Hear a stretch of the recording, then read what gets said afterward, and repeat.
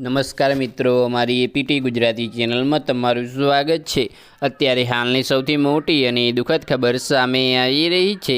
રાહુલે કિશ્તવાડ દુર્ઘટના પર દુઃખ વ્યક્ત કર્યું। તો આની વિગતવાર વાત કરવામાં આવે તો રાહુલે એક્સ પર લખ્યું, જમ્મુ અને કાશ્મીરના કિશ્તવાડમાં વાદળ પડતી મારી ઊંડી સંવેદના વ્યક્ત કરું છું।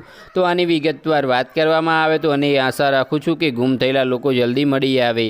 તો તમને જણાવી દઈએ મિત્રો કે હું વહીવટીતંત્રને રાહત અને બચાવ કામગીરી ઝડપી 33 ફાટોવાડથી થયેલા વિનાશમાં ઘણા લોકોના મોત અને ઘણા ગુમ થયાના સમાચાર ખૂબ જ દુઃખદ છે।